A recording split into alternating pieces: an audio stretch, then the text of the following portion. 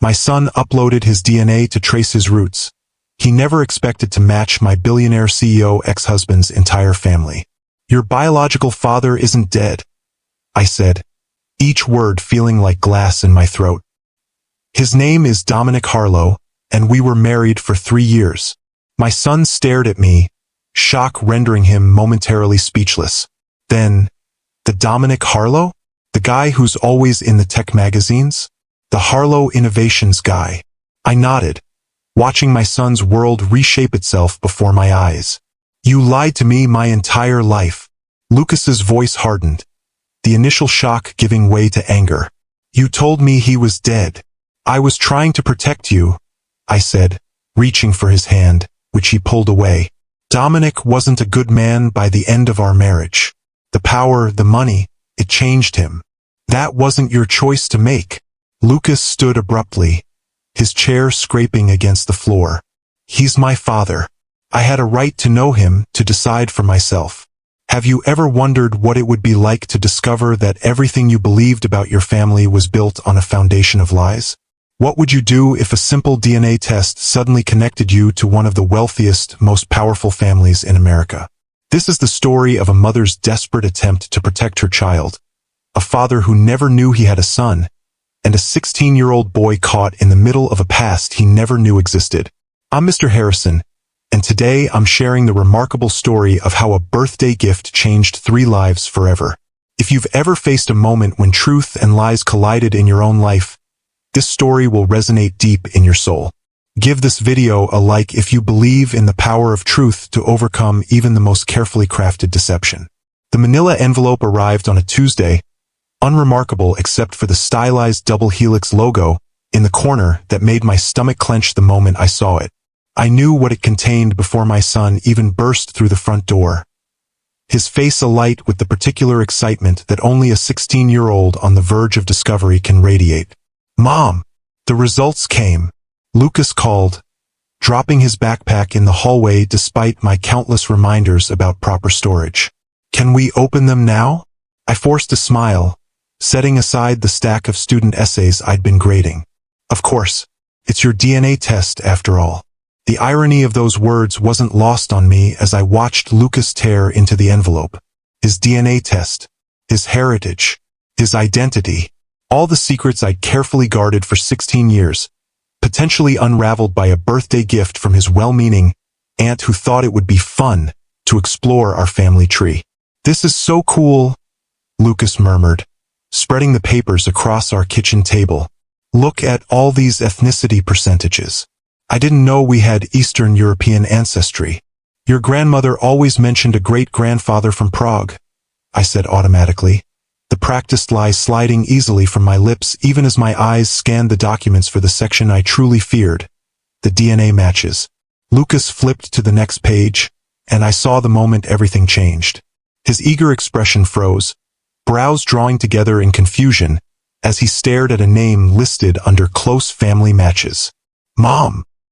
His voice had lost its excitement, replaced by a bewilderment that made him sound suddenly younger. Who's Dominic Harlow? The room seemed to tilt slightly, the name I hadn't heard spoken aloud in 16 years hanging in the air between us. Dominic Harlow, tech visionary, billionaire CEO of Harlow Innovations, my ex-husband, Lucas's biological father, and apparently a man who had also taken a DNA test. Mom! Lucas repeated, his eyes, so like his father's, fixed on my face. It says he's likely my father or son. Since he's not my son. He trailed off, waiting for the explanation I'd hoped never to provide. I sank into a chair, 16 years of careful omissions and half-truths collapsing around me. We should talk, Lucas. There's something I need to tell you about your father. The story I'd maintained since Lucas was old enough to ask was simple. His father was a man I'd loved deeply during graduate school, who had died in a car accident before Lucas was born. A tragic story that discouraged too many questions, that explained away the absence of grandparents or extended family on his paternal side. A story Lucas had accepted with the resilience of a child who had never known any different.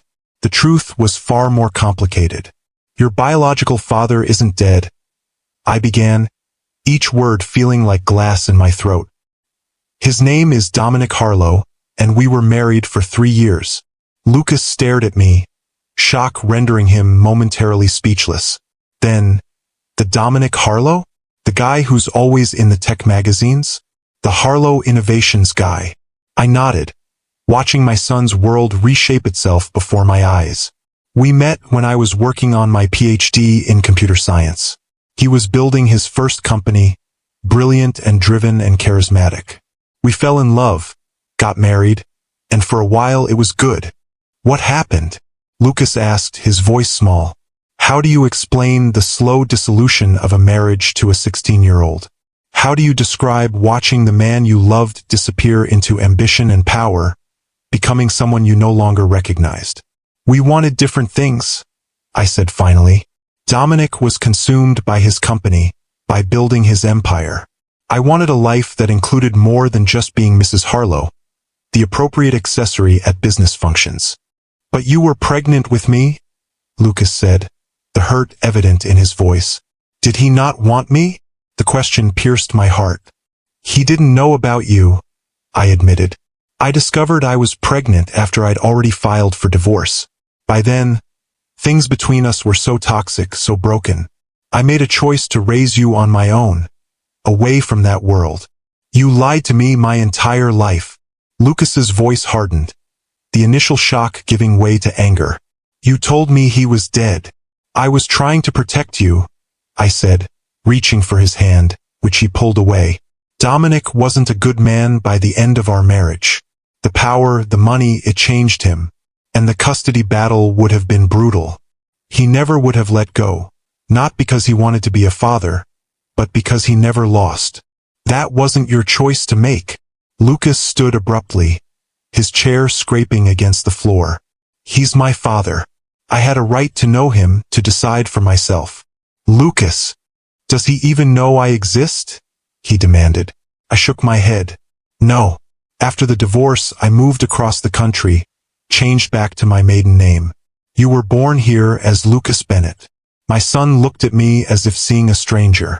So I have this whole other family out there, grandparents, maybe aunts and uncles, cousins, and you kept them from me? Because you and my father couldn't work out your marriage. Each word was a deserved blow. I had made the decision I thought was right 16 years ago, fleeing the toxic environment of my marriage, protecting my unborn child from becoming a pawn in Dominic's games of control and dominance. But looking at Lucas now, I could see the cost of that decision written across his face. There's more to the story, I began, but Lucas was already gathering the DNA papers, shoving them back into the envelope. I don't want to hear it right now, he said, his voice tight with emotion. I need to think. He left the kitchen, and moments later, I heard his bedroom door close with a decisive click. I remained at the table, staring at the abandoned test results, wondering how long it would take for Dominic to notice the DNA match on his own account, for my carefully constructed world to completely unravel. If you've ever had to face the consequences of a decision you made years ago, hit that like button. And if you believe that sometimes the hardest truths are the ones we keep from those we love most, subscribe to my channel for more stories that explore the complex nature of family relationships and the secrets we keep. The answer came sooner than I expected. 2 days later, as Lucas maintained a cold distance despite my attempts to explain further, my phone rang with a number I didn't recognize. Something made me answer rather than let it go to voicemail. Katherine Bennett? The voice was instantly familiar, despite the years smooth, authoritative, with the slight Boston accent that became more pronounced when he was angry or intense. My hand tightened around the phone. Dominic. 16 years is a long time to keep a son hidden, Katherine. His tone was controlled, but I could hear the underlying fury. Were you ever planning to tell me? Or was I supposed to discover his existence by accident when he's 30? How did you find me? I asked, though I already knew. Dominic had resources that made locating people trivial, especially once he had a name and a DNA connection. That's your response? Not an explanation or an apology, but, how did you find me? He laughed, a sound devoid of humor. You haven't changed. Neither have you, apparently. I shot back. still leading with accusations and demands. I have a son I've never met because of your choices, Dominic said, his voice hardening. A son who believes I abandoned him, who thinks I'm dead. So yes, I have some demands. I closed my eyes, leaning against the kitchen counter. Lucas only found out about you 2 days ago. I never told him you abandoned him. I told him you died before he was born because I thought it would be easier than explaining the truth. Which is what exactly? That his mother kidnapped him before birth. That his father was a controlling, manipulative man who saw people as assets to be acquired or liabilities to be neutralized. I snapped. That I was protecting him from being raised in a toxic environment where his value would be measured by how well he performed, how perfectly he fit into your vision of a legacy. Silence stretched between us, heavy with 16 years of unspoken words. I want to meet him, Dominic said finally. He's my son. I have that right. It's not that simple. It is exactly that simple, he interrupted. Either you arrange it or my lawyers will. Your choice, Katherine. The threat hung in the air, and I knew it wasn't empty. Dominic had the resources to make my life a legal nightmare, to potentially even seek retroactive custody arrangements despite Lucas being 16. Lucas is angry with me right now, I said, softening my tone. He feels betrayed. Rushing into a meeting with you might not be the best thing for him emotionally. Don't use his emotional state as a shield, Dominic said, but his voice had lost some of its edge. I'm not looking to disrupt his life or take him from you. I just want to know my son. The sincerity in his voice surprised me. The Dominic I remembered had rarely shown vulnerability or admitted to emotional needs. Let me talk to him, I conceded. This has to be his decision, Dominic. If you truly care about his well-being, you'll respect that. After a pause, he agreed. 1 week, Katherine. Then I expect to hear from you, or him, about arrangements. The call ended, and I stood motionless in the kitchen, trying to process the fact that the carefully separated halves of my life were about to collide. When Lucas came home from school that afternoon, I was waiting with 2 cups of hot chocolate, our traditional peace offering since he was small. His expression remained guarded as he sat across from me, but he accepted the mug. Your father called me today, I said without preamble. He knows about you. Lucas's eyes widened. He called you? What did he say? He wants to meet you, I replied honestly. He's angry with me for keeping you from him, but he seemed genuinely interested in knowing you. Of course he's angry, Lucas said, a hint of accusation still in his voice. You stole 16 years from both of us. The words stung, but I couldn't deny their truth. I made the decision I thought was right at the time, Lucas. The man I left was not someone I wanted raising my child. But people can change in 16 years, and regardless of my feelings about Dominic, you have the right to form your own relationship with him. Lucas studied me, suspicion giving way to cautious hope. So you're saying I can meet him? If that's what you want, I said, though the words felt like surrender. But I'd like to be there for the first meeting at least. Why? So you can control the narrative. The bitterness in his tone was new, a reflection of the trust I'd broken.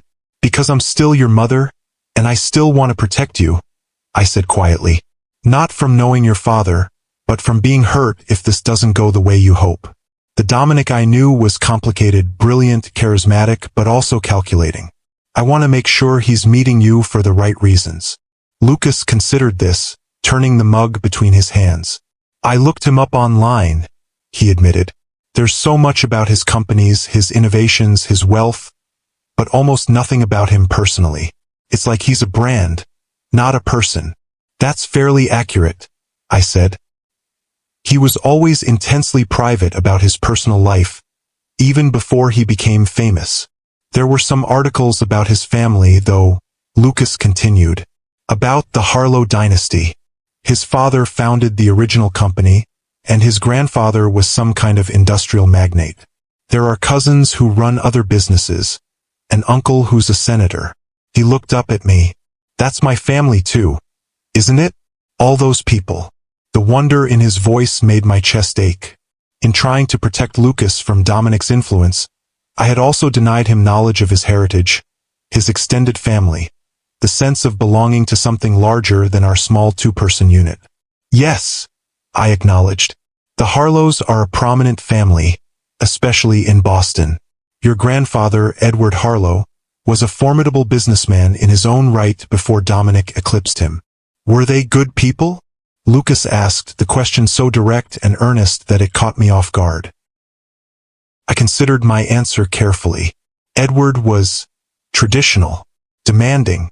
He expected excellence from his children and wasn't particularly warm. Dominic's mother, Vivian, was kinder but distant in her own way. I only met them a handful of times, usually at formal family events where everyone was on their best behavior. And the rest of them? The cousins and everyone. I didn't know them well, I admitted. Dominic wasn't close to his extended family. There was always an undercurrent of competition between the various branches of the Harlows. Lucas absorbed this information, his expression thoughtful. I want to meet him, he said finally. And eventually the rest of them too. I want to know where I come from. I nodded, accepting the inevitable. I'll contact him tomorrow to arrange it. No, Lucas said, a new determination in his voice. I want to do it. It's my relationship to build. Looking at my son, so suddenly grown up, so clearly at a crossroads between childhood and the adult he would become, I realized I had to let go of the control I'd maintained for 16 years. Okay, I agreed. But promise me you'll be careful. Not everyone values family connections for the right reasons. Lucas's expression softened slightly, the first thaw in the frost between us. I know, Mom. I'm not naive. I just need to do this. The meeting was arranged for the following Saturday at a neutral location, an upscale restaurant with private dining rooms that Dominic selected. Lucas spent the morning alternating between nervous excitement and studied nonchalance, changing his outfit 3 times before settling on dark jeans and a button-down shirt that made him look older than his 16 years. I dressed carefully as well, armoring myself in a simple but elegant dress that reminded me I was no longer the overwhelmed young woman who had fled her marriage. I was Dr. Katherine Bennett now, tenured professor of computer science, mother of an exceptional son, a woman who had built a life on her own terms. We arrived at the restaurant 15 minutes early at my insistence. The maitre d' led us to a private room in the back, where a table was set for 3. He's not here yet, Lucas noted, a hint of disappointment in his voice. We're early, I reminded him, though I suspected Dominic's timing was deliberate. He had always understood the power dynamics of making an entrance. Sure enough, exactly at the appointed time, the door opened, and Dominic Harlow stepped into the room. 16 years had treated him well. The ambitious young entrepreneur I'd married had matured into a commanding presence. His dark hair now threaded with distinguished silver at the temples. His lean frame impeccably clothed in what I knew would be a bespoke suit. But it was his eyes I noticed first. The same striking blue-gray that looked back at me from Lucas's face every day. Those eyes fixed on our son with an intensity that made me instinctively move closer to Lucas. For a moment, no one spoke. Then Dominic broke the silence. Lucas, he said, his voice softer than I remembered it. Thank you for agreeing to meet me. Lucas stood straighter, and I saw him consciously resist the urge to fidget. Thank you for wanting to meet me, he replied with surprising poise. Dominic's gaze shifted to me, a complex mix of emotions crossing his face. Katherine, you look well. As do you, I acknowledged, determined to maintain civility for Lucas's sake. An awkward silence descended as we took our seats, the weight of 16 years of separation and secrets pressing down on the table between us. I don't know where to begin, Dominic admitted, a rare confession of uncertainty from a man known for his decisive leadership. There are so many questions I want to ask, so many things I want to know about you. Same, Lucas said, his earlier confidence faltering slightly. It's weird. Yesterday I didn't have a father, and today I have this whole other life I never knew about.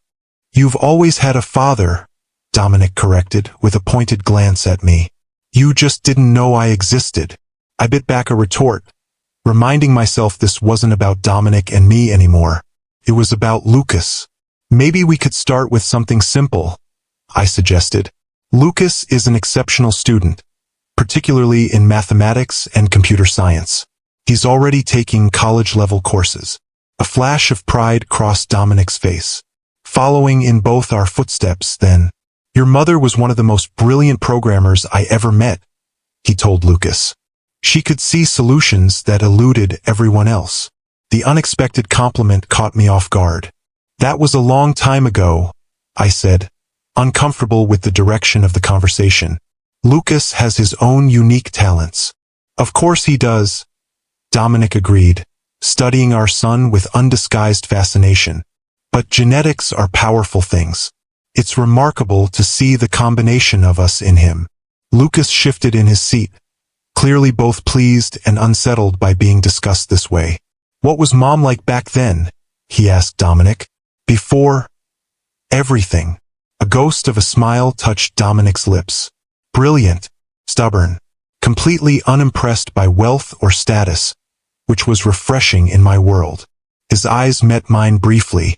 She was working on revolutionary algorithms for pattern recognition when we met. I tried to recruit her for my company, but she insisted on finishing her PhD first. You never told me that, Lucas said, turning to me with surprise.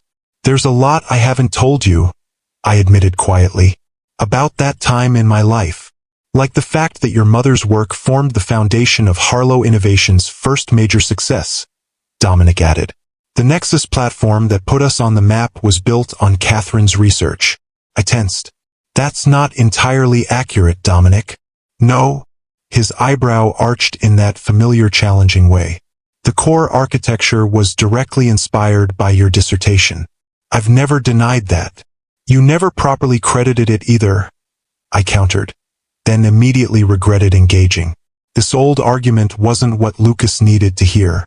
But Lucas was leaning forward, clearly intrigued. You helped create Nexus? That's in all the tech history books. They say it revolutionized how AI systems process natural language. Your mother was always modest about her contributions, Dominic said smoothly. But yes, without her insights, Nexus might never have existed. I could see Lucas reassessing me, seeing his ordinary professor mother in a new light.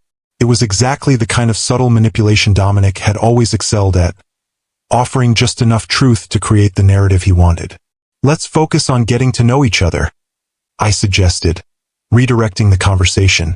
Lucas, why don't you tell your father about your robotics team? The tension eased as Lucas enthusiastically described the competitive robotics program he'd been part of since middle school. Dominic listened with genuine interest, asking insightful questions that revealed his deep technical knowledge. Watching them, I couldn't deny the natural connection forming, the shared intellectual curiosity, the similar mannerisms I'd never noticed in Lucas before. As the meal progressed, I found myself increasingly peripheral to their conversation, which ranged from technology to Lucas's interest in rock climbing, from books they'd both read to Dominic's experiences building companies. It was as if they were making up for lost time, cramming years of father-son conversations into a single meal. Your grandfather will be thrilled to know about you, Dominic said as dessert was served. The Harlow name means everything to him, and the idea of another generation, especially one as promising as you, will give him tremendous satisfaction. Lucas's eyes widened. My grandfather is still alive? The articles I read weren't clear. Very much alive and still chairman emeritus of Harlow Holdings, Dominic confirmed. He's 82 and has survived 2 heart attacks, but he's as sharp and demanding as ever. Would he want to meet me? Lucas asked, a hint of vulnerability breaking through his composed facade.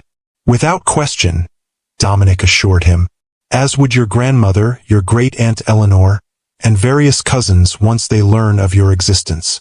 The Harlow family is complicated, Lucas, but family connections matter enormously to them. I felt a chill at the casual way Dominic was opening the door to his entire family network. That seems like a lot to process all at once, I interjected. Lucas is still adjusting to learning about you, Dominic's gaze hardened slightly. 16 years have already been lost, Katherine. I don't intend to waste more time with unnecessary delays. It's not about delay, I countered. It's about making sure Lucas isn't overwhelmed. I'm not a child, Mom, Lucas said, a hint of irritation in his voice. I can handle meeting my own family. The my own family stung, separating me from this newly discovered lineage that clearly fascinated him. Of course you can, Dominic agreed. In fact, I'd like to propose something. My parents are hosting their annual summer gathering at the family estate on Cape Cod next weekend. It would be the perfect opportunity to introduce you to everyone at once, in a relaxed setting. Next weekend, I echoed, alarmed by the accelerated timeline. That's much too soon. I think it sounds perfect, Lucas countered, excitement evident in his voice. I don't have any plans, and summer break just started. Lucas, we need to discuss this privately, I said firmly. What's to discuss? He challenged. You said this was my relationship to build. Dominic watched our exchange with calculated interest. Katherine, you're welcome to come as well, of course. I understand your concerns about Lucas meeting the family without you present. The invitation surprised me. You want me at a Harlow family gathering? Your mother could barely tolerate me when we were married. That was a long time ago, Dominic echoed my earlier words. And regardless of our past, you're Lucas's mother. Your presence would make this transition easier for him. His reasonableness was disarming, making me the obstacle if I refused. It was a familiar dynamic from our marriage. Dominic positioning himself as the rational one while I appeared emotional or difficult. I'll consider it, I said finally, unwilling to commit while feeling so off balance. Excellent. Dominic smiled, the expression transforming his face in a way that reminded me painfully of why I'd fallen for him all those years ago. In the meantime, Lucas, I'd like to get to know you better. Perhaps you could show me your robotics project tomorrow? We could have lunch afterward. Lucas looked to me, seeking permission despite his earlier assertions of independence. If that's what you want, I said, recognizing I couldn't stand in the way of this relationship without damaging my own connection with my son. As the meeting concluded, Dominic shook Lucas's hand, then pulled him into an unexpected embrace. Over our son's shoulder, his eyes met mine, and I saw something I couldn't quite interpret. Triumph, certainly, but also something that might have been gratitude. Outside the restaurant, as we walked to our car, Lucas was quiet, processing the encounter. He's not what I expected, he finally said. What did you expect? I asked carefully. I don't know. Someone colder, I guess. More like a typical CEO. Lucas glanced at me. He seems to really want to know me. I believe he does, I admitted. Dominic always valued intelligence and potential. He sees both in you. Is that a bad thing? Lucas asked, picking up on my tone. I chose my words carefully. No, but it's important to remember that people can want relationships for complex reasons. Your father comes from a world where family connections are also business advantages, where children are expected to continue legacies. You think he only cares about me as a Harlow heir? Lucas sounded hurt.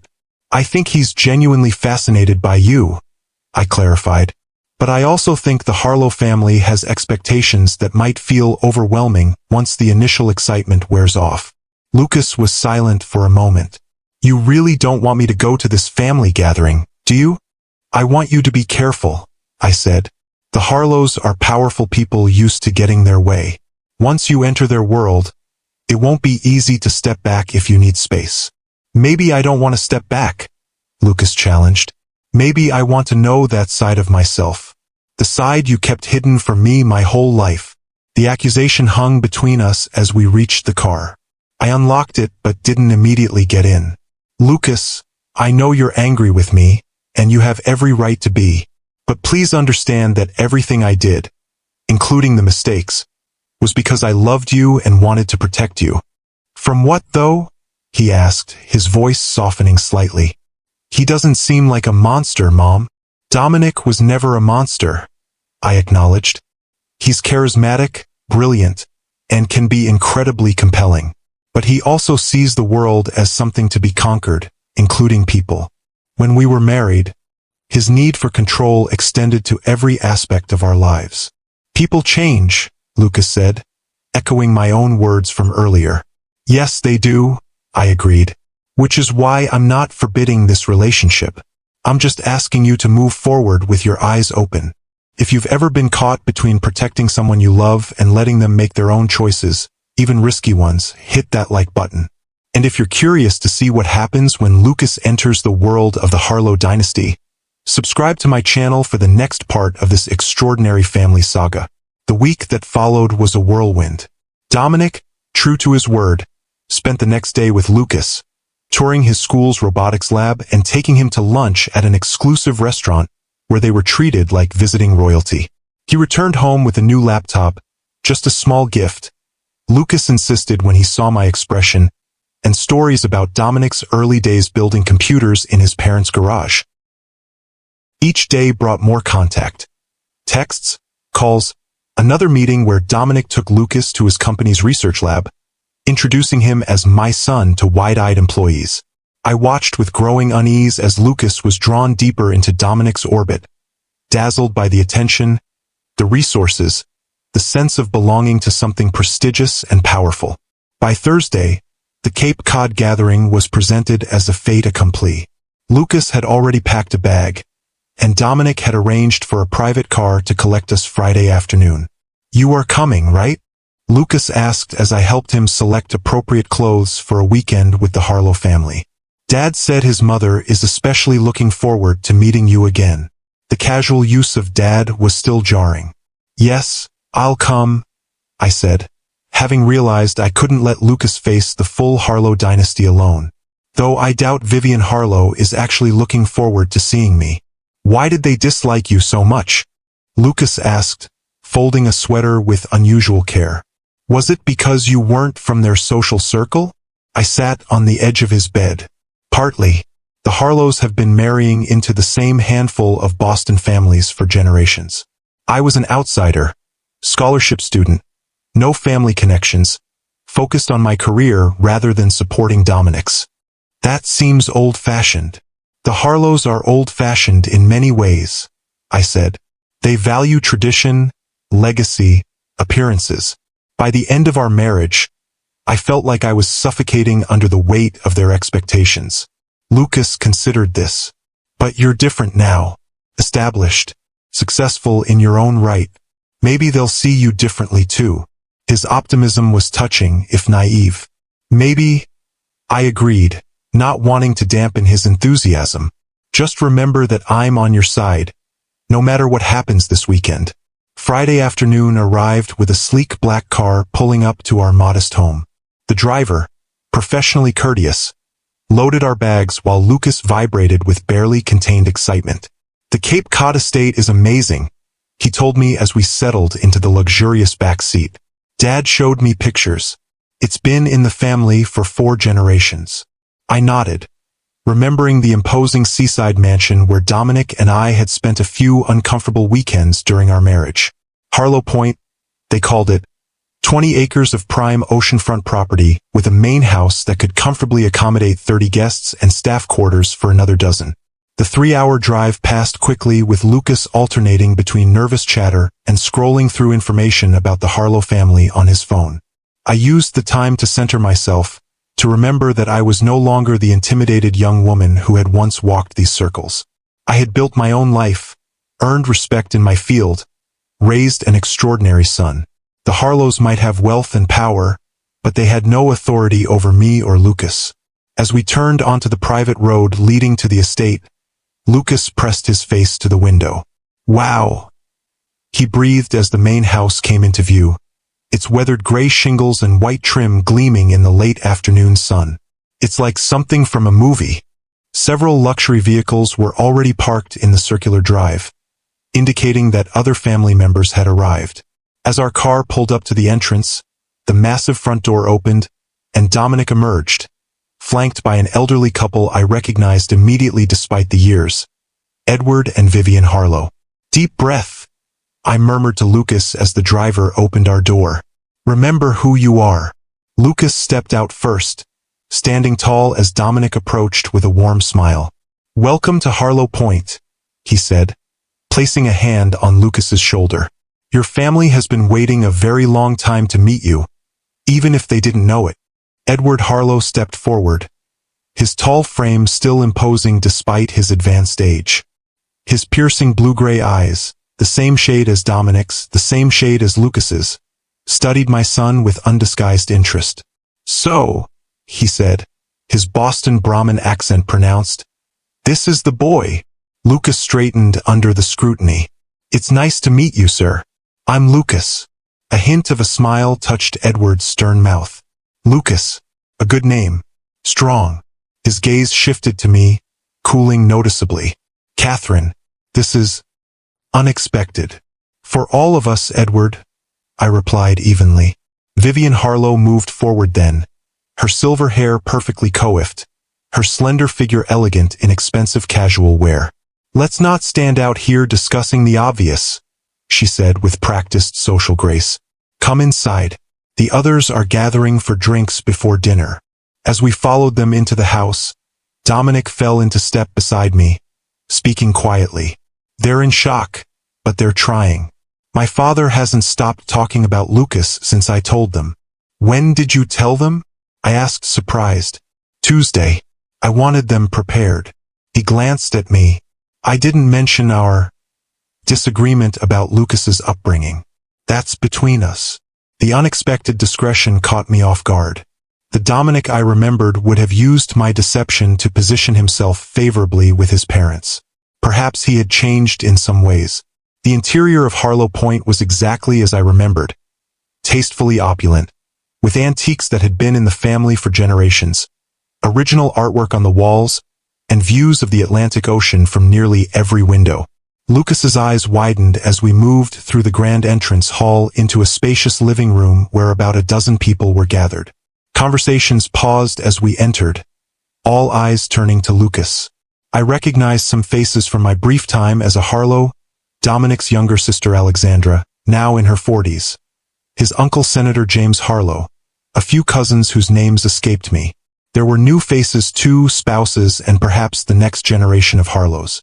"Everyone," Dominic announced, his hand returning to Lucas's shoulder, "I'd like you to meet my son Lucas." The room erupted in exclamations and movement as family members surged forward. Alexandra reached us first, her resemblance to Dominic striking. "My nephew," she said, embracing Lucas without hesitation. "I'm your Aunt Alex. My God, you look just like Dominic did at your age." Lucas returned her hug awkwardly, clearly overwhelmed by the enthusiastic reception. "It's nice to meet you. And Katherine," Alexandra turned to me with genuine warmth that surprised me. "It's been too long. You look wonderful." "Thank you, Alex. So do you." The introductions continued in a blur, Senator Harlow with his political handshake and practiced smile, cousins Michael and Thomas, who ran different divisions of Harlow Holdings, their wives and teenage children, who immediately invited Lucas to join them by the pool later. Dominic's great-aunt Eleanor, the family matriarch at 92, who examined Lucas through narrowed eyes before declaring, "He has the Harlow intellect. I can see it." Through it all, I watched Lucas carefully, concerned he might be overwhelmed. But he handled himself with remarkable poise, answering questions about school and his interests, accepting compliments about his resemblance to the Harlow line, gradually relaxing as the initial scrutiny gave way to more natural conversation. "They're not as scary as you made them sound," he whispered to me during a brief moment alone. "First impressions can be deceiving," I cautioned. "They're on their best behavior." "Or maybe they're just happy to meet me," he countered. Before I could respond, Vivian approached. "Katherine, you and Lucas are in the East Wing. I've put you in the blue suite. I recall you admired it once." Her tone was polite but distant. "Dinner is at 7. Casual but proper." I nodded, understanding the Harlow code. Casual but proper meant no jeans or t-shirts, despite this being a weekend at a beach house. Some things never changed. As a staff member led us to our rooms, Lucas whispered, "What's the blue suite?" "It's one of the nicest guest suites," I explained. It has a sitting room between 2 bedrooms and a private balcony overlooking the ocean. Vivian putting us there is a good sign, I think. Our rooms were indeed lovely, decorated in shades of blue and cream, with antique furniture and fresh flowers. Lucas explored with undisguised awe, especially when he discovered the balcony with its panoramic ocean view. "This is incredible," he said, leaning against the railing. "Have they always lived like this?" "The Harlows have been wealthy for generations," I said, joining him. "This house has been in the family since the 1920s. "And you gave this up?" he said, not accusingly but wonderingly. "All of this?" "I gave up a marriage that was making me unhappy," I corrected gently. "The lifestyle was just packaging." Lucas considered this, watching the waves crash against the rocky shoreline below. "I get why you left him," he said finally. "But I still don't understand why you didn't tell him about me." I sighed, knowing I owed him the complete truth. When I discovered I was pregnant, I was already living in Seattle, rebuilding my life. I knew if I told Dominic, he would use every resource at his disposal to bring me back to Boston, to control how you were raised. I paused, choosing my words carefully. The Dominic I knew then saw children as extensions of himself, as vessels for his ambitions and the Harlow legacy. "I wanted you to have the freedom to become your own person." "But what if he would have been a good father?" Lucas pressed. "What if he would have loved me for me?" "That's the question I've asked myself for 16 years, I admitted. "And I don't have a perfect answer.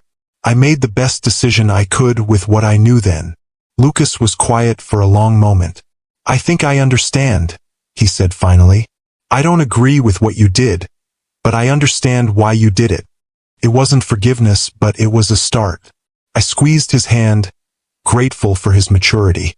"We should get ready for dinner," I said. "In this house, being late is considered worse than wearing the wrong thing." Dinner was served in the formal dining room, a magnificent space with floor-to-ceiling windows facing the ocean and a table that could seat 20. Lucas was placed between Dominic and Alexandra, while I found myself between Senator Harlow and one of the cousins' husbands. The strategic seating arrangement wasn't lost on me, keeping Lucas and me separated while surrounding him with Harlows. The conversation flowed easily, with Lucas the clear center of attention. He handled the spotlight well, answering questions about his academic interests and extracurricular activities with confidence. I noticed how Dominic subtly guided the discussion, highlighting Lucas's achievements in mathematics and computer science, his robotics competitions, his perfect SAT scores in those subjects. "He's clearly inherited the Harlow aptitude for technology," Edward commented, looking pleased. "Have you thought about college yet, boy?" "I'm considering MIT," Lucas replied. "Or Stanford." "MIT is the traditional Harlow choice," Edward said with approval. "For generations of Harlow men have attended. Though Stanford has certain advantages in the current tech landscape," Dominic added. "We should discuss options. With your abilities, any top school would be fortunate to have you." "Lucas still has 2 years of high school," I interjected. "There's plenty of time to consider college options." "It's never too early to plan for the future," Edward countered, "especially for a young man with Lucas's potential. The Harlow Foundation could certainly assist with connections." "That's very generous," I said carefully. "But Lucas will earn his own acceptances based on merit." "Of course," Vivian said smoothly, "but there's no harm in using the resources available to him. That's what family is for, after all." The subtle emphasis on family wasn't lost on me. The message was clear.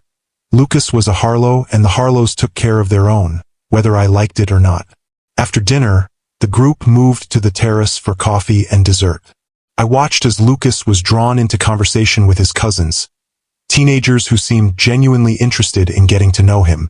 They were showing him something on their phones, all laughing together, and for a moment, I felt a pang of guilt. Had my decision deprived him of these relationships, this sense of belonging to something larger than our small family unit? "He fits in well," Dominic said, appearing beside me with 2 cups of coffee.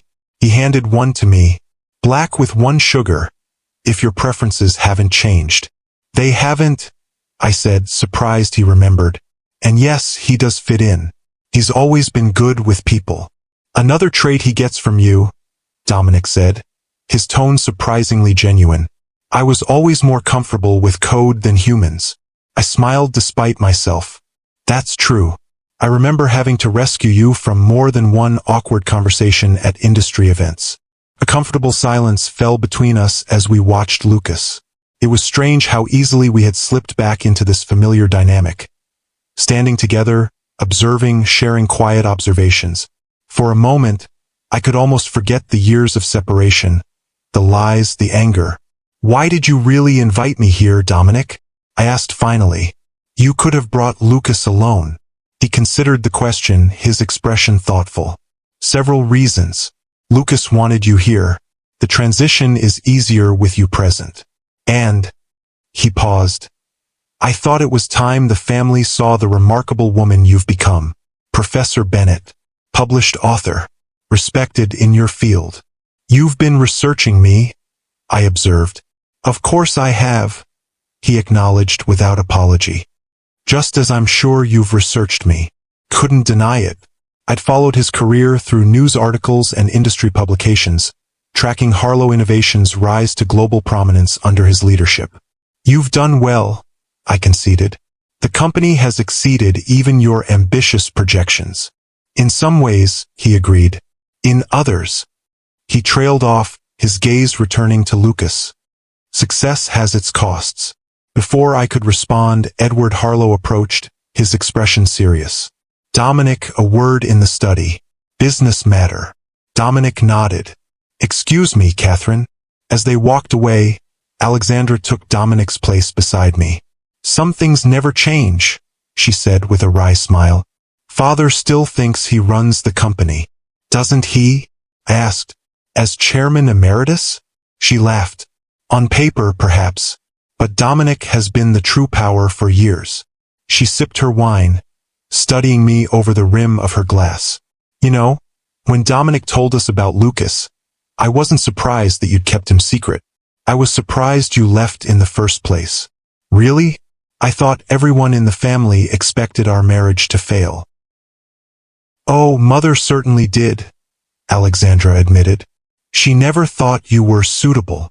But I saw how you challenged Dominic, how you made him think beyond his narrow focus. After you left, he became harder, more driven, but less human somehow. I glanced toward the house, where Dominic and his father had disappeared. He seems to have done well for himself regardless. Professionally, absolutely. Personally, she shrugged. He's never remarried, barely dates. The company is his life. She nodded toward Lucas. Until now, perhaps. Her words unsettled me. I had always imagined Dominic moving on easily after our divorce, finding someone more aligned with his ambitions and the Harlow expectations. The idea that he had remained alone, that our failed marriage had affected him so deeply, added a new layer of complexity to our shared history. Lucas is a remarkable young man, Alexandra continued. You've done an exceptional job raising him. I hope you know that the family recognizes that, whatever Mother's frosty demeanor might suggest. Thank you, I said, genuinely touched by her kindness. That means a lot. The evening continued pleasantly, with Lucas gradually relaxing into the unfamiliar environment. By the time we retired to our rooms, he was visibly tired but exhilarated. They're actually pretty cool, he said as we walked down the hallway to the blue suite. Aunt Alex invited me sailing tomorrow, and Grandfather wants to show me his collection of first-edition computer science books. Grandfather, I echoed, noting the quick adoption of the term. Lucas shrugged, looking slightly embarrassed. That's what the cousins call him. It felt weird to say Mr. Harlow when everyone else was saying grandfather. I nodded, understanding his desire to fit in. Just remember what I said about moving slowly. This is all very new. I know, Mom, he said with the slight exasperation of a teenager who thinks they're being unnecessarily cautioned. But they're my family. It's not like they're strangers. But they were strangers, I thought as I prepared for bed later. Strangers who shared Lucas's DNA, his eye color, perhaps certain aptitudes and interests, but strangers nonetheless. Strangers with their own agendas and expectations, their own plans for the newly discovered Harlow heir. As I drifted off to sleep, I couldn't shake the feeling that beneath the warm welcome and family bonding, currents were moving that I couldn't yet see or understand. The Harlows had embraced Lucas with open arms. But what exactly were they welcoming him into? If you've ever felt like an outsider looking in, even in familiar surroundings, give this video a like. And if you're wondering what the Harlow family really wants from Lucas, subscribe to my channel for the next part of the story, where family secrets begin to surface and Katherine discovers the true reason Dominic has brought his son into the Harlow fold. The next morning dawned clear and bright, the kind of perfect summer day that makes Cape Cod one of the most desirable vacation destinations in America. I woke early, a habit from years of academic life, and found the house still quiet. Wrapping a light sweater around my shoulders, I made my way to the kitchen, hoping to find coffee before encountering any Harlows. The kitchen was empty except for an older woman I recognized as Mrs. Collins, the housekeeper who had run Harlow Point for as long as I could remember. "Dr. Bennett," she greeted me with a warm smile. "It's lovely to see you again. Coffee? Please," I said, touched that she remembered my preference for being addressed by my professional title rather than as Mrs. Harlow, as Vivian had always insisted during my marriage. "And it's good to see you too, Mrs. Collins. Your boy is the image of Mr. Dominic at that age," she commented as she poured my coffee. "Caused quite a stir among the staff, I can tell you." "I imagine it did," I said, accepting the cup gratefully. "Is there somewhere quiet I might sit? I don't want to disturb anyone." "The morning room gets lovely light this time of day," she suggested, "and it's rarely used before breakfast." I thanked her and made my way to the small, sun-filled room at the east end of the house. As Mrs. Collins had predicted, it was empty, offering a peaceful view of the gardens and the ocean beyond. I settled into a comfortable chair, savoring the quiet moment before the day began in earnest. I had just opened my email on my phone when the door opened, and to my surprise, Edward Harlow entered. He paused when he saw me, clearly not expecting company. "Katherine," he acknowledged with a slight nod. "You're up early." "Academic habits," I explained. "I can leave if you'd prefer privacy." "No need," he said, moving to the sideboard where a carafe of coffee waited. "I've been wanting to speak with you anyway, without Dominic or the boy present." I tensed, setting my phone aside. "What about?" Edward took his time, pouring his coffee and adding a precise amount of cream before taking the chair opposite mine. At 82, he remained an imposing figure, tall, lean, with the same striking eyes that had passed to Dominic and now to Lucas. "I'll be direct," he said finally. 16 years ago, you left my son and took his heir with you. Whether you knew it at the time or not, that was a significant action with consequences for our family." "Lucas is not an heir," I said firmly. "He's a 16-year-old boy who just discovered his father's identity." Edward waved this away as if it were a semantic distinction of no importance. "He's a Harlow. That comes with certain realities, whether you acknowledge them or not." "What exactly are you saying, Edward?" He studied me over the rim of his coffee cup. "Dominic has no other children. No other prospects for children from what I can tell. Lucas represents the future of not just the Harlow name but the Harlow enterprises. Lucas may choose a completely different path for his life," I countered. "He might become a research scientist or a professor or anything else that interests him. He's not obligated to join the family business." "Of course not," Edward agreed smoothly. "But he should have the opportunity to understand his birthright, to make an informed choice. And that's all this is about? Giving Lucas information so he can make choices." Edward's expression hardened slightly. "Don't be naive, Katherine. It didn't suit you 16 years ago, and it certainly doesn't now. The boy is brilliant from what Dominic tells me. He has the Harlow mind for technology and business. With the right guidance, the right education, the right connections, he could eventually take Dominic's place." "As CEO of Harlow Innovations?" I asked, incredulous. "He's 16. He hasn't even decided where to go to college yet." These things require long-term planning, Edward said dismissively. Dominic was being groomed from a similar age. And how did that work out? I challenged. A man so consumed by his company that he has no personal life? Is that what you want for Lucas? A flash of something, regret, perhaps? Crossed Edward's face before his expression settled back into its usual impassive mask. Dominic made his choices. Lucas will make his own. But he deserves to know the possibilities before him. I leaned forward, meeting his gaze directly. Let me be very clear, Edward. I support Lucas having a relationship with his father and with all of you. But I will not allow him to be manipulated or pressured into fulfilling some dynastic plan. He gets to discover who he is and what he wants without the weight of Harlow expectations crushing him. Edward studied me for a long moment, then surprised me with a slight smile. You haven't changed either, have you? Still fighting for what you believe is right? Consequences be damned. He set his cup down. It's what Dominic needed in a partner. Pity neither of you realized it at the time. Before I could respond to this unexpected assessment, the door opened again, and Lucas appeared, already dressed for the day in khaki shorts and a polo shirt. Mom? Mrs. Collins said I might find you here. He paused, noticing Edward. Oh, good morning, grandfather. Good morning, Lucas, Edward replied, his tone warming noticeably. I was just having a pleasant chat with your mother. Are you ready for our tour of the library this morning? Yes, sir, Lucas said eagerly. Mom mentioned you have first editions of some classic computer science texts.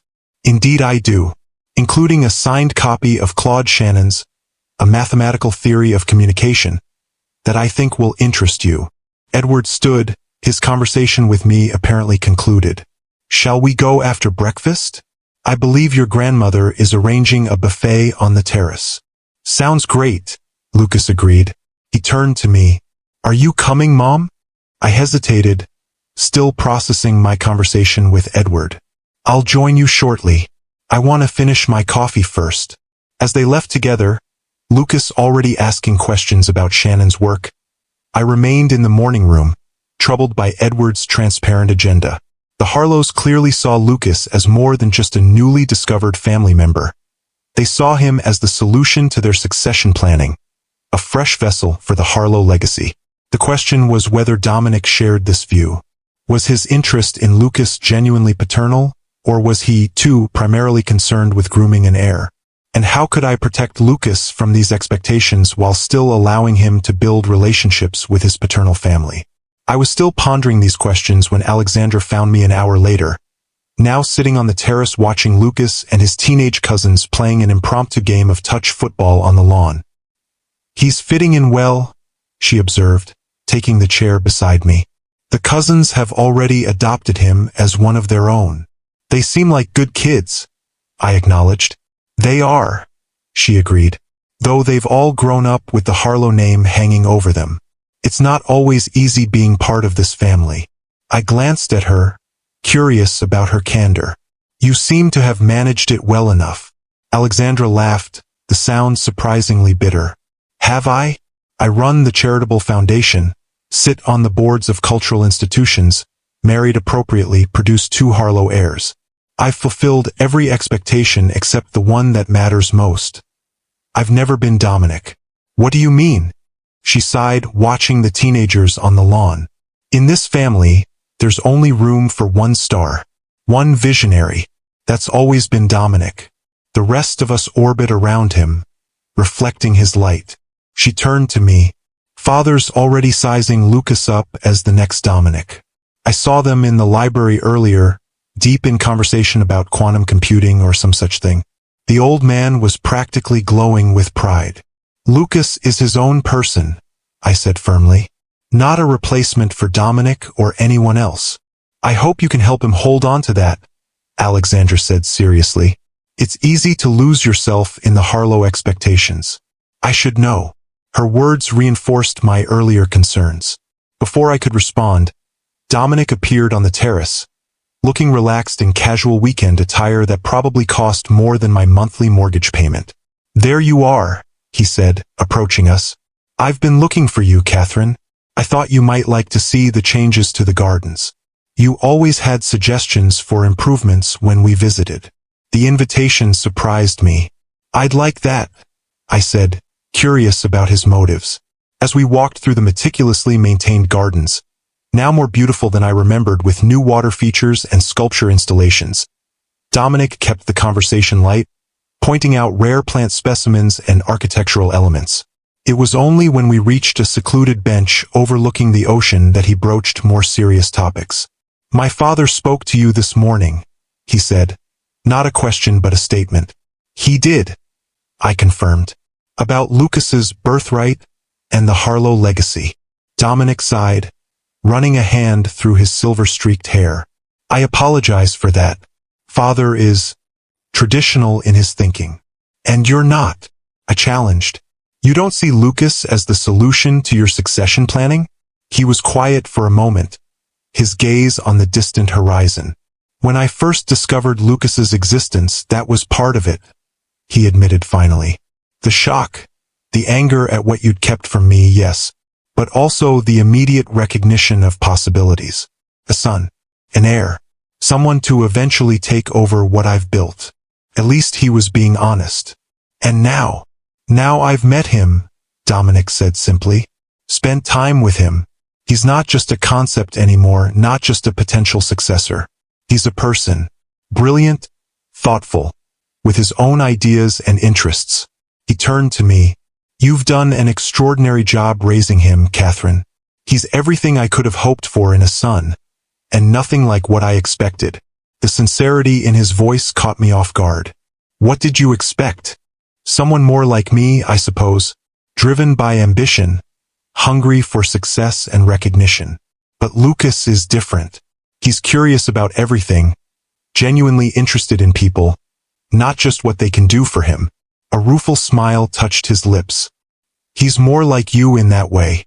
I wasn't sure how to respond to this unexpected vulnerability. "He has your focus," I offered. "When he's working on a problem, the world disappears around him. And your analytical mind." Dominic nodded, accepting this. "Nature and nurture, I suppose. He got the best of both of us." He paused, choosing his next words carefully. "I want you to know that whatever my father might say, I'm not trying to force Lucas into any predetermined role. I want to know my son. If that eventually leads to him having an interest in the company, that would be gratifying. But it's not a condition of our relationship." I studied him, trying to gauge his sincerity. The Dominic I had known was a master of saying what people wanted to hear while pursuing his own agenda. But there was something different about him now. A reflectiveness that hadn't been there before, a hint of hard-earned wisdom. "I want to believe you," I said honestly. "But you're not sure you can," he finished for me. "I understand that. I haven't earned your trust. But I'm hoping, for Lucas's sake, we can find a way forward that puts his needs first." "That's all I've ever wanted," I said quietly. Dominic nodded, then stood. "We should get back. Alexandra is taking Lucas and the cousins sailing this afternoon. You're welcome to join them, of course." "I think I'll let Lucas have that experience on his own," I decided. "It's good for him to build relationships with them independently." "Wise as always," Dominic said with a small smile. "Some things don't change." As we walked back toward the house, I found myself in the strange position of cautiously reassessing Dominic. Was it possible that 16 years had genuinely changed him? That fatherhood, even this delayed version of it, was bringing out a different side of him? Or was this all an elaborate performance designed to lower my guard? The afternoon passed pleasantly, with Lucas and the cousins returning from sailing full of stories and laughter. Dinner that evening was more relaxed than the previous night, with Lucas now comfortable enough to join in the family banter and even gently tease his newfound relatives. I watched him, both proud of his adaptability and concerned about how quickly he was being absorbed into the Harlow fold. After dinner, as the family gathered in the main living room, Senator James Harlow approached me, drink in hand. "Katherine," he greeted me with the practiced charm of a career politician. "I understand you're doing impressive work at the university. Artificial intelligence ethics, is it? Among other things, I confirmed, surprised he knew my research focus. Fascinating field, he said, sipping his scotch. In fact, I'm on a Senate committee that's looking at regulatory frameworks for AI development. We could use more expert voices like yours in the conversation. I raised an eyebrow. Are you offering me a consulting position, Senator? He smiled. Let's call it an exploratory conversation. The committee has funds for technical advisors. It would involve occasional trips to Washington, testimony before the committee, that sort of thing. Quite prestigious, and the compensation is appropriate. The offer was unexpected and suspiciously well-timed. That's very interesting, I said carefully, though I have to wonder why now, when my work has been published and available for years. The senator had the grace to look slightly abashed. Well, the Harlow connection certainly brought you to my attention. Family networks have their uses. He leaned closer, lowering his voice. Between us, Dominic mentioned your expertise might be valuable to the committee. He speaks very highly of your technical acumen, despite your personal history. So Dominic was behind this. But was he trying to offer me a genuine opportunity? Or was this an attempt to influence me, to make me more amenable to the Harlow plans for Lucas? I'd need to see the details, of course, I said noncommittally. My university commitments come first. Of course, the senator agreed readily. I'll have my chief of staff send over the information. Just think about it. As he moved away to join another conversation, I noticed Lucas watching me from across the room, where he sat with Dominic and Edward, clearly deep in some technical discussion. He gave me a small wave, looking happier and more animated than I'd seen him in months. Later that night, as Lucas and I retreated to our suite, he was bubbling with excitement about the day. Grandfather showed me his first edition computing books, and then Dad and I talked about quantum encryption for like an hour, he told me, pacing the sitting room energetically. Did you know Harlow Innovations is working on quantum-resistant algorithms? Dad says their approach is completely different from what other companies are doing. That sounds fascinating, I said, noting his enthusiastic use of Dad and Grandfather now, as if he'd been using the terms his whole life. And Uncle Senator Harlow said I could intern in his office next summer if I wanted. In Washington, Lucas continued, and Aunt Alex wants me to come back for Thanksgiving to meet more of the family who couldn't be here this weekend. They're certainly making you feel welcome, I observed. They're amazing, Lucas said, finally dropping onto the sofa beside me. They're a little intense sometimes, and grandmother keeps asking weird questions about my social connections. Whatever that means, but they're so interesting, and they actually care about the things I care about. I'm glad, I said, meaning it despite my reservations. You deserve to know this side of your family. Lucas's expression grew more serious. Mom, I know you're worried about their influence or whatever, but I'm not going to turn into some Harlow clone just because I'm spending time with them. I'm still me. I know that, I assured him. I just want you to take your time. Get to know them gradually. There's no rush to become part of their world all at once. But that's just it, he said, leaning forward earnestly. It already feels like my world too in some ways. Like there was this part of me that was always missing, and now I've found it. He must have seen the hurt in my eyes, because he quickly added, not that our life together wasn't enough. It's just different now. I reached out to squeeze his hand. I understand. Really. I'm happy for you, Lucas. I just want you to be careful about the expectations they might place on you. Like what? He asked, genuinely curious. I hesitated, not wanting to color his perceptions too heavily with my own concerns. The Harlows have a certain way of doing things, certain traditions and expectations. Edward in particular has very specific ideas about the family legacy and how it should continue. You mean he wants me to eventually work for Harlow Innovations? Lucas said, surprising me with his perception. Yeah, I picked up on that. He kept talking about, when you're running the company someday, like it's already decided. And how do you feel about that? I asked carefully. Lucas shrugged. It's flattering, I guess. but also weird. I mean, a week ago I didn't even know these people existed, and now they're planning my whole future. He yawned, the long day finally catching up with him. Don't worry, Mom. I'm not signing any contracts or making any promises. I'm just getting to know them. That's all I ask, I said, relieved by his awareness. Now get some sleep. We have one more day here before heading home. As Lucas retired to his bedroom, I remained in the sitting room, reflecting on the day's events. The Harlows were moving quickly, already integrating Lucas into their world, offering opportunities, making plans. Dominic seemed sincere in his desire to know his son without imposing expectations, but the rest of the family clearly saw Lucas as the next generation of the Harlow dynasty. And then there was the senator's job offer to me, a prestigious position that would enhance my career, but also potentially bind me closer to the Harlow sphere of influence. Was it a genuine opportunity or a subtle form of control?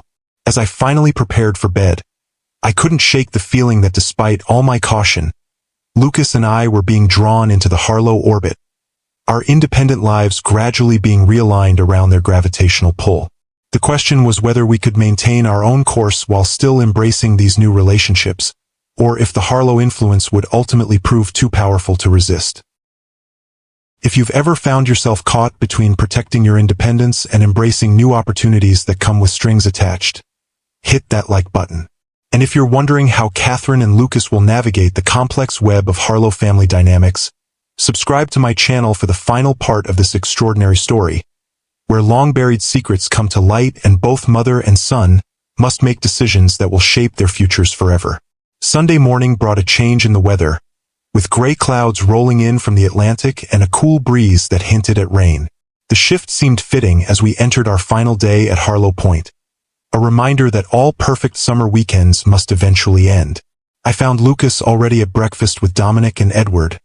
The three of them huddled over what appeared to be architectural plans spread across one end of the dining table.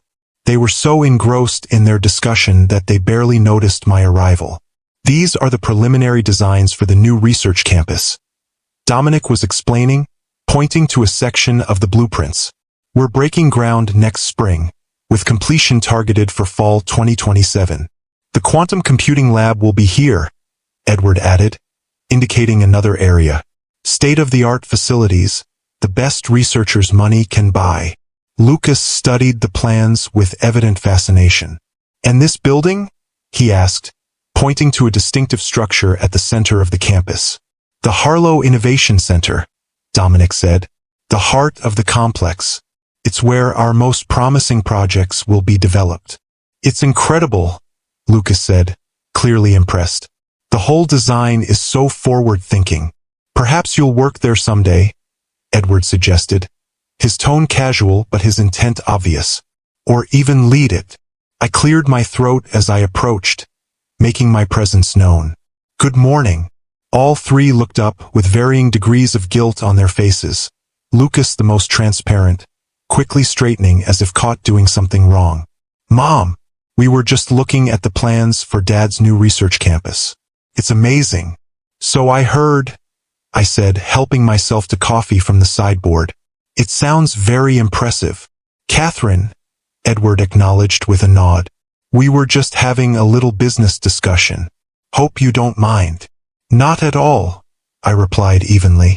Though I'm surprised to see architectural plans at the breakfast table during a family weekend. Dominic had the grace to look slightly abashed. My fault. Lucas expressed interest in our quantum computing initiatives yesterday, and I thought he might like to see the plans for the new facilities. At 7 in the morning? I asked, raising an eyebrow. The boy was up early, Edward said dismissively. Eager minds don't waste time. Before I could respond, Vivian entered the dining room, impeccably dressed despite the early hour. There you all are. Edward, the Whitmores will be arriving at 11 for brunch. I need you to handle Richard while I entertain Christine. Edward nodded, already folding up the architectural plans. Of course, dear. I'll show Richard the new additions to the wine cellar. That should keep him occupied. The Whitmores? I asked, taking a seat at the table. Family friends, Vivian explained with practiced politeness. Richard is on the board of Harlow Holdings, and their daughter Eliza is home from her first year at Yale. I thought it would be nice for her to meet Lucas. The orchestration was so transparent I almost laughed. Not even 48 hours after discovering Lucas's existence, Vivian was already arranging potential suitable matches from the appropriate social circle. Actually, Mrs. Harlow, I said, keeping my tone pleasant, Lucas and I will need to leave by 10. We have a long drive back, and he has school tomorrow. Vivian's smile tightened almost imperceptibly. Surely you can stay for brunch. The Whitmores are so looking forward to meeting Lucas. Richard has been particularly interested since Dominic told him about our newly discovered grandson. I'm sorry, but we really do need to get back, I insisted. Perhaps another time. Lucas looked between us, clearly sensing the tension. Mom, could we stay just a little longer? I'd like to meet Dad's board members. The dad still jarred me, especially in this context. Lucas, we discussed this. You have that physics project due tomorrow that you haven't finished. I can work on it in the car, he countered. Or tonight when we get home. Dominic intervened smoothly. Your mother's right, Lucas. School comes first. There will be plenty of other opportunities to meet the Whitmores and other family associates. He turned to me. But perhaps you could stay for a quick coffee before you leave? There's something important I'd like to discuss with both of you. The request seemed reasonable, and I was curious about what Dominic considered important enough to warrant a special conversation. All right, coffee before we leave would be fine. Vivian looked displeased but recovered quickly. I'll let the Whitmores know you had a prior commitment, Lucas. Such a shame. Eliza is a lovely girl, very accomplished in mathematics herself. As she swept out of the room, Lucas gave me a questioning look. Was she trying to set me up with some girl I've never met?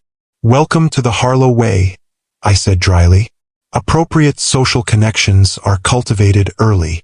Edward chuckled, surprising me. Your mother always did cut straight to the heart of things. Yes, Vivian was hoping to introduce you to a suitable young lady from a good family. It's how things have always been done. But I'm 16, Lucas protested. And I've only known I'm a Harlow for like 5 days. Never too early to build the right relationships, Edward said, unperturbed. But your mother is right about school coming first. Excellence in education has always been the foundation of Harlow's success. After breakfast, Lucas went to pack his things while I took a final walk along the beach, trying to process the whirlwind weekend. The Harlows had welcomed Lucas with open arms, but their welcome came with clear expectations and a roadmap for his future that had been drawn without any input from him, or me. When I returned to the house, Dominic was waiting in his private study, a handsomely appointed room with leather-bound books lining the walls and a view of the ocean. Lucas was already there, seated in one of the comfortable chairs across from Dominic's desk. Katherine, come in, Dominic said, rising as I entered. Can I offer you coffee? Or something stronger, perhaps. Coffee is fine, I said, taking the seat beside Lucas. What's this about, Dominic? He waited until a staff member had brought coffee and left before speaking. I wanted to discuss Lucas's future, specifically his education. I tensed immediately. What about it? Lucas is entering his junior year of high school, Dominic said, his tone reasonable and measured. A critical time for college preparation. I'd like to offer my support in ensuring he has every possible advantage. I appreciate that, I said cautiously, but Lucas is doing extremely well at his current school. He's on track for valedictorian, taking all advanced placement courses. His school is adequate, Dominic acknowledged, but not exceptional. I've taken the liberty of looking into alternatives that might better prepare him for MIT or Stanford. Lucas sat up straighter. What kind of alternatives? There are several prestigious preparatory academies that would welcome a student of your caliber, Dominic explained. Westfield Academy in Massachusetts, for instance, has an unparalleled record of placing students in top universities.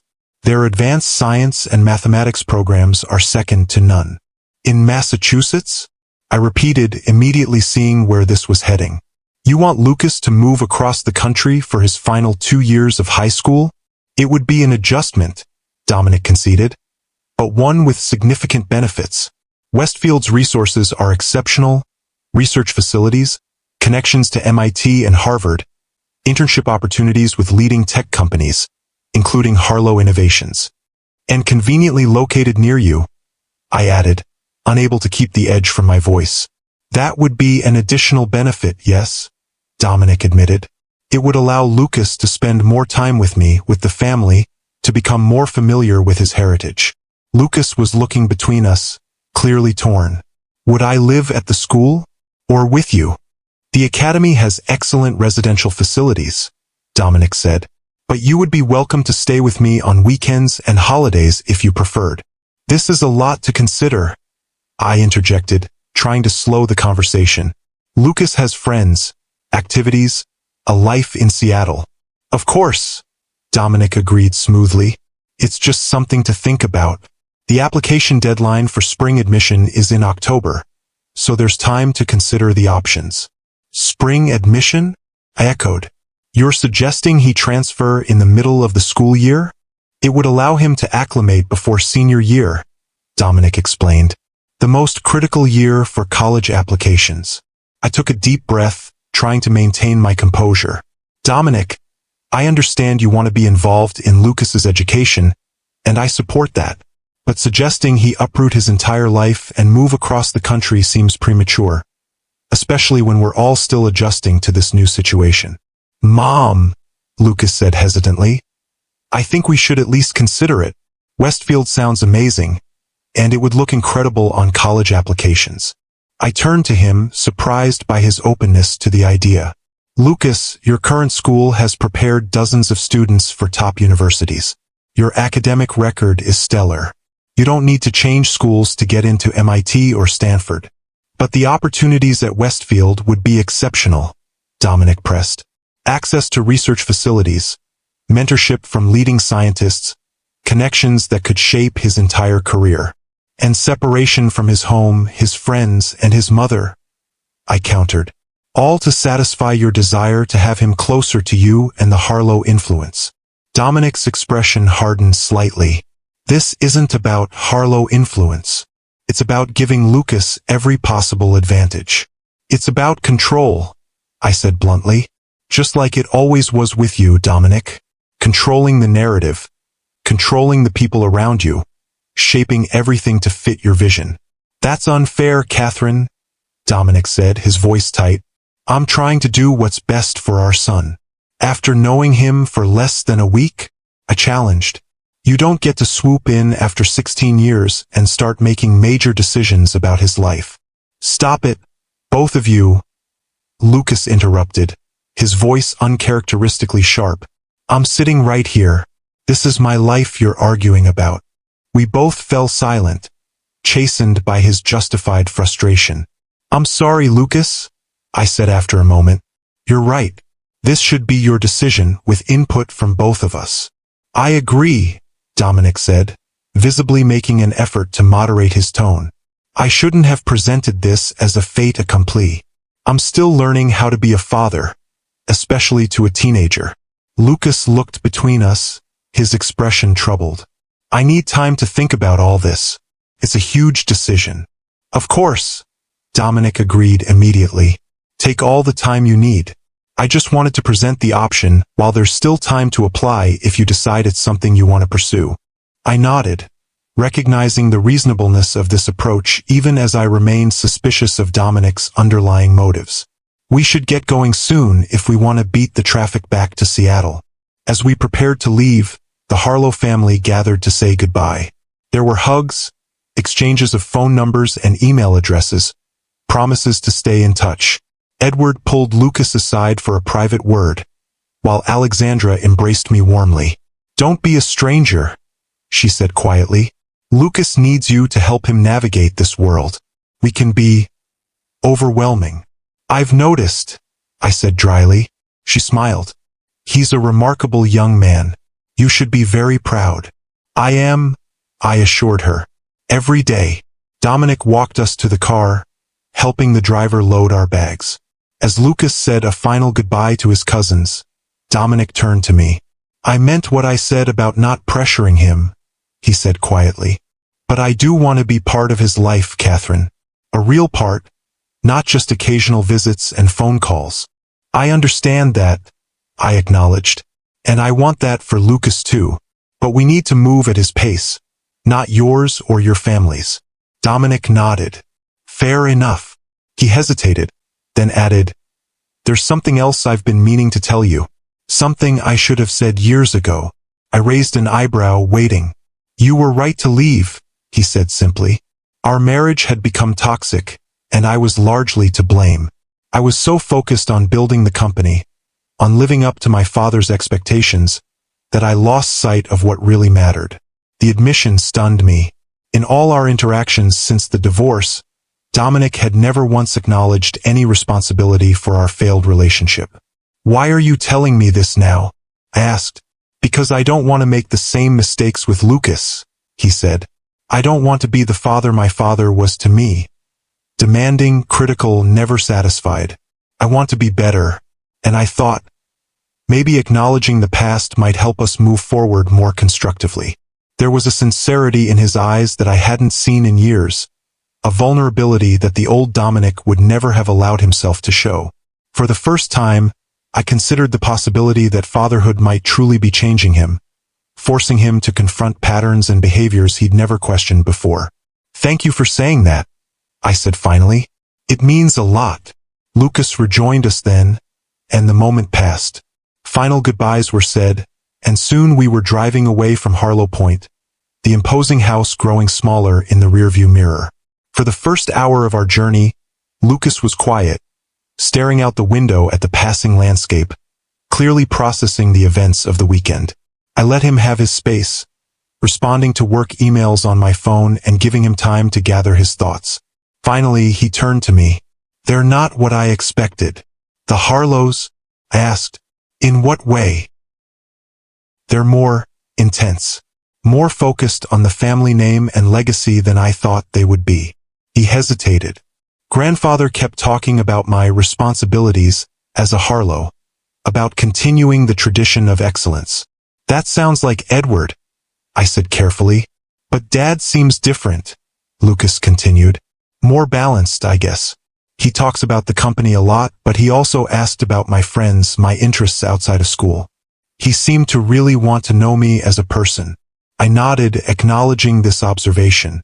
Dominic was always more complex than his father, more capable of growth and change. "Do you think he's changed?" Lucas asked directly. "Since you were married to him?" I considered the question seriously. "I think he might have. 16 years is a long time and people can evolve." The Dominic I knew was brilliant and charismatic, but also controlling and obsessed with success. The man I saw this weekend seems more reflective, more aware of the costs of that single-minded focus. "He told me he regrets how things ended between you," Lucas said, "that he didn't appreciate what he had until it was gone." This surprised me. "He said that to you?" Lucas nodded. "When we were talking yesterday, he said you were the only person who ever stood up to him, who challenged him to be better, and that he didn't realize how important that was until you were gone." I didn't know how to respond to this revelation.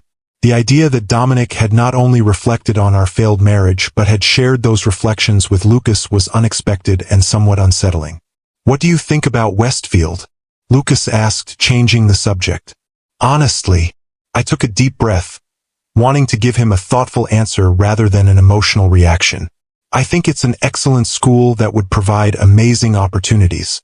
I also think it would mean a major life change at a time when you're already dealing with a lot of new information and relationships." "But you don't want me to go," he pressed. "I want what's best for you," I said carefully. "And yes, selfishly, I don't want you to move across the country. But more importantly, I want you to make this decision for the right reasons, because it's what you truly want for your education and future, not because you feel pressure to please your new family or to make up for lost time with your father." Lucas nodded, absorbing this. "I don't know what I want yet. It's all happening so fast. You don't have to decide anything right now," I assured him. "Take your time. Research the school. Think about what you really want from your high school experience. And remember that whatever you decide, I'll support you. Even if I decide to go to Westfield? He asked, watching my face carefully. The question pierced my heart, but I kept my expression steady. Even then, it would be hard for me, but your happiness and your future come first. Lucas reached over and squeezed my hand, a gesture that reminded me of the little boy he had been not so long ago. Thanks, Mom, for everything, for raising me on your own, for building a good life for us. I know I've been angry about the secrets, but I understand why you made the choices you did. Tears pricked at my eyes, but I blinked them away. Thank you for saying that. It means more than you know. The rest of our drive passed more comfortably, with Lucas sharing stories about his conversations with various Harlow relatives and his impressions of the family dynamics. By the time we arrived home, exhausted from the emotional weekend, we had reached a tentative new understanding. Lucas would explore his relationship with the Harlows at his own pace, and I would do my best to support him without letting my own complicated history with Dominic color his experience. The next few weeks brought a new normal to our lives. Lucas maintained regular contact with Dominic through texts, calls, and video chats. Packages arrived from Boston, books on quantum computing that Edward thought Lucas might enjoy, a vintage MIT sweatshirt from Alexandra, even a formal letter from Vivian inviting him to the annual Harlow Thanksgiving gathering. Dominic, true to his word, didn't pressure Lucas about Westfield, though he did send information about the school and offered to arrange a visit whenever you're ready to consider it. He also began making plans to visit Seattle monthly, scheduling his business trips to coincide with Lucas's robotics competitions and other important events. I watched these developments with cautious optimism, grateful that Dominic seemed to be respecting the boundaries we had established, while still building a meaningful relationship with his son.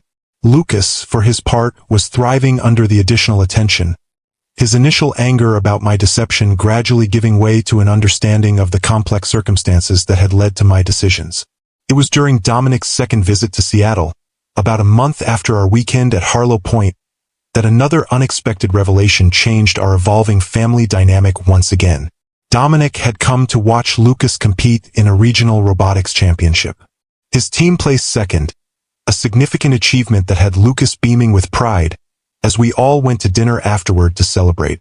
The evening had gone surprisingly well, with easy conversation and genuine laughter, until Lucas excused himself to the restroom, leaving Dominic and me alone at the table. He's remarkable, Dominic said, watching Lucas weave through the restaurant. Every time I see him, I'm more impressed. He is, I agreed. He always has been. Dominic was quiet for a moment, swirling the wine in his glass. I've been thinking a lot about what you said at Harlow Point about my need for control, about how it destroyed our marriage. I tensed, not expecting this turn in the conversation. Dominic, we don't need to rehash the past. I think we do, he said quietly. At least this part of it, because it affects Lucas and how we move forward as whatever we are now. Co-parents, I suppose. I nodded reluctantly, acknowledging the point. All right, what about it? You were right, he said simply. I was controlling, obsessed with building the company, with proving myself to my father, with creating the perfect life according to the Harlow blueprint. I didn't see you as a partner but as a component in that plan. The admission was so direct, so uncharacteristically self-aware, that I was momentarily speechless. What changed? I finally asked. You never acknowledged any of this during our divorce or in the years since. Dominic's expression grew distant. About 5 years after you left, I had a health scare. Nothing serious in the end, exhaustion, stress, a minor cardiac event that served as a warning. But it forced me to stop, to really look at what I'd built and what it had cost me. His eyes met mine. I had everything my father had ever wanted for me. A successful company, wealth, influence, respect in the industry, and I had no one to share it with.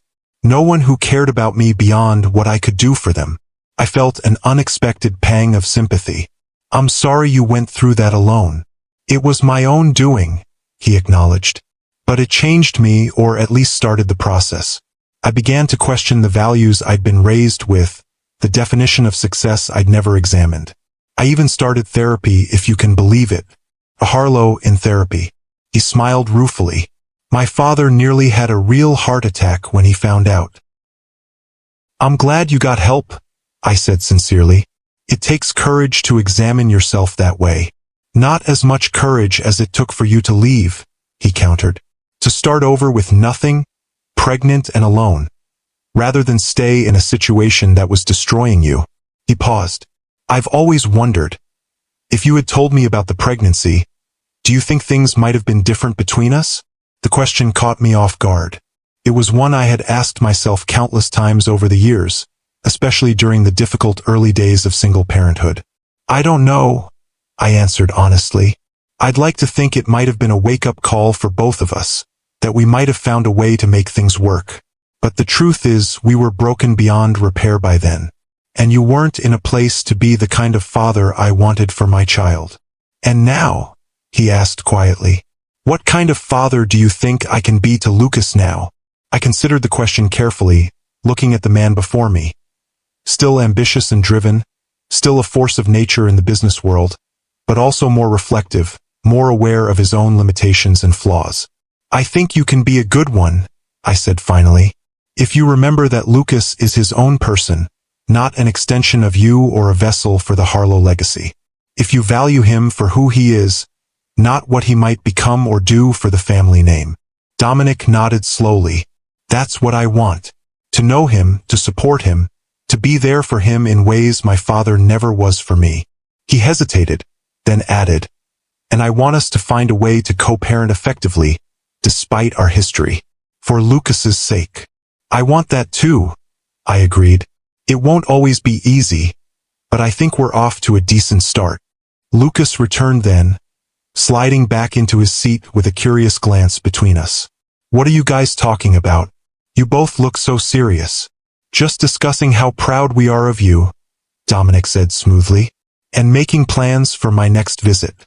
I was thinking I might stay a bit longer next time, perhaps a week instead of a weekend, if that's all right with both of you. Lucas looked to me, clearly wanting my approval before responding. That sounds fine, I said, appreciating that Dominic had included me in the decision. Lucas has fall break coming up in October. You could spend some real time together then. Perfect, Dominic said with a genuine smile. I'll clear my schedule. As we finished our meal and parted ways for the evening, Dominic to his hotel, Lucas and I to our home, I found myself reflecting on how dramatically our lives had changed in just a few short months. The secret I had guarded for 16 years was now in the open, forcing all of us to adapt to a new reality that none of us had anticipated. The following week brought another development when Lucas approached me one evening as I was grading papers in my home office. Mom, can we talk about something important? He asked, hovering in the doorway. I set aside my work immediately. Of course. What's on your mind?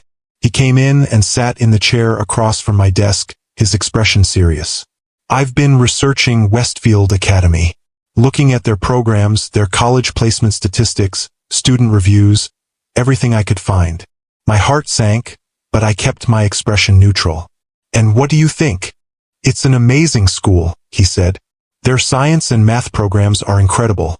And they have this special research track where students work directly with professors from MIT and Harvard on real projects.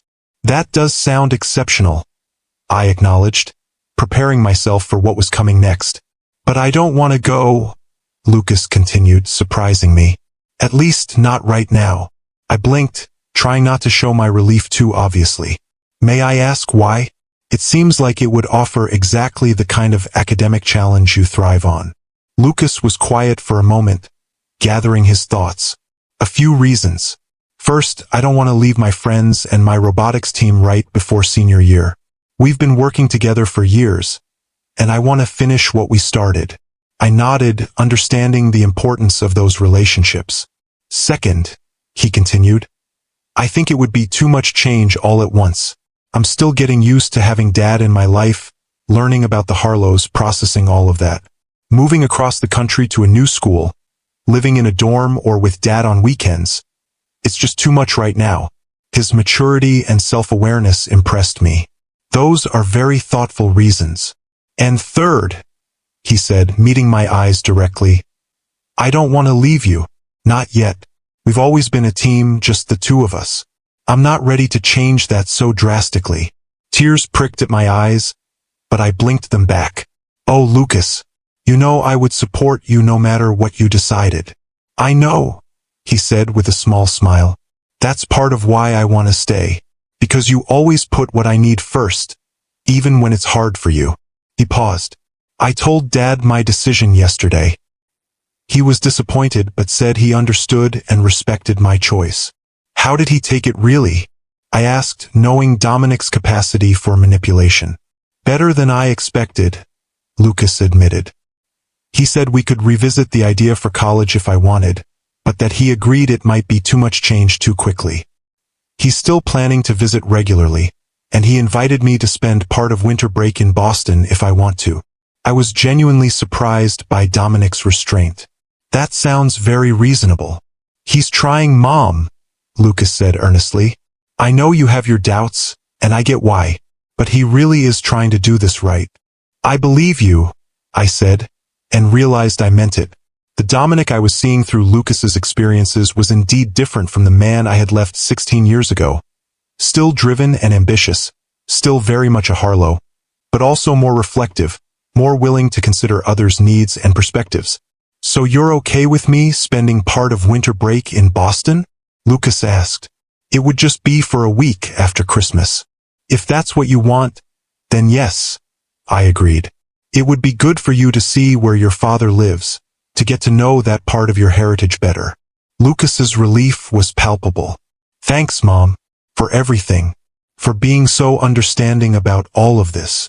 You're handling a very complicated situation with remarkable maturity, I told him. I'm incredibly proud of you. As the months passed, we settled into a new family dynamic that none of us could have imagined before the DNA test results arrived that fateful day. Dominic became a regular presence in our lives, visiting Seattle monthly and maintaining frequent contact with Lucas between visits. He was careful to respect my role as Lucas's primary parent, consulting me on important matters and never undermining my authority. Lucas thrived under the additional attention, his initial anger about my deception giving way to a deeper understanding of the complex circumstances that had led to my decisions. He developed a genuine relationship with Dominic, neither idolizing his billionaire father nor rejecting him out of loyalty to me, but seeing him as a flawed, complex human being with both strengths and weaknesses. The Harlow family, too, remained involved from a distance, sending gifts on Lucas's birthday, calling occasionally, maintaining the connection without overwhelming him. Even Edward seemed to have accepted Lucas's decision to remain in Seattle, though he never missed an opportunity to mention MIT's exceptional computer science program whenever they spoke. As for Dominic and me, we developed a cautious friendship based on our shared love for Lucas and a growing mutual respect. The wounds of our past remained, but they no longer defined our interaction. We had both changed over the 16 years of separation, me into a confident, accomplished academic who no longer felt intimidated by the Harlow wealth and influence. Dominic into a more reflective, less controlling man who had begun to question the values that had driven him for so long. The following summer, a year after the DNA test that had changed everything, Lucas and I traveled to Boston together for a 2-week visit. We stayed not at Harlow Point but at Dominic's city apartment, a decision that symbolized the new boundaries we had all established. Lucas spent time at Harlow Innovations, shadowing his father and learning about the company without any pressure to commit to it as his future. He reconnected with his cousins, got to know his grandparents better, and even had a cordial lunch with Vivian, who had finally accepted that her grandson would make his own choices about his life path. On our last evening in Boston, as Lucas was out with his cousins, Dominic and I shared a quiet dinner on the rooftop terrace of his apartment. The city lights spread out before us like stars. Thank you, he said unexpectedly as we finished our meal. For what? I asked. For raising our son to be the remarkable young man he is, Dominic said simply. For giving him the freedom to become himself, not what someone else wanted him to be. For teaching him values that the Harlow fortune couldn't have bought him. The sincerity in his voice touched me deeply. He is remarkable, isn't he? I learn from him every day. As do I, Dominic agreed. He hesitated, then added, I've been thinking a lot about what might have been. If things had been different between us. If I had been different. That's a dangerous road, I cautioned. We can't change the past. No, he acknowledged. But we can learn from it. I've learned that control is an illusion. That the people we love aren't possessions or extensions of ourselves. That true connection requires vulnerability and respect. He met my eyes directly. All lessons I wish I had learned while we were still together. I felt a complex mix of emotions. Regret for what might have been, gratitude for the life I had built, and a new appreciation for the man Dominic had become. Perhaps everything happened as it needed to, I suggested. If we had stayed together, you might never have had that wake-up call. I might never have discovered my own strength. And Lucas might have grown up in a household with two people who didn't know how to love each other properly. Dominic considered this. A philosophical perspective. Very Katherine. He smiled, the expression softening his features. You may be right, but I still regret the pain I caused you, and the years I lost with Lucas. We can't change the past, I repeated, but we can shape the future, and I think we're doing a pretty good job of that so far. Don't you? Better than I could have hoped, he agreed. Co-parenting with you is surprisingly rewarding. You challenge me to be a better father, a better person. And you've expanded Lucas's world in ways I couldn't have alone, I acknowledged. Your influence in his life has been positive, despite my initial fears. We fell into a comfortable silence, watching the city lights twinkle against the darkening sky. It wasn't a perfect ending. Life rarely provides those, but it was a beginning of something new and unexpected. A family reconfigured by truth, shaped by forgiveness, bound together not by obligation but by choice. When Lucas returned later that evening, flushed with excitement from his night out with his cousins, he found Dominic and me still on the terrace, engaged in easy conversation about Lucas's college options. He paused in the doorway, watching us with a smile. You two look like you're actually enjoying each other's company, he observed, joining us at the table. Your mother has always been excellent company, Dominic said. When she's not calling me on my nonsense. Which is most of the time, I added dryly. Lucas laughed, the sound carrying across the night air. I never thought I'd say this, but I'm kind of glad I took that DNA test. Even with all the drama it caused. So am I admitted. Though perhaps next time you decide to uncover life-altering family secrets, you could give me a little warning. Where would be the fun in that? Lucas grinned, his expression so like Dominic's that it momentarily took my breath away. As we sat together under the stars, this improbable family unit created by chance, choice, and the undeniable bonds of DNA, I reflected on the journey that had brought us here. From a single decision made 16 years ago to protect my unborn child, to this moment of unexpected harmony, life had taken us on a path none of us could have predicted.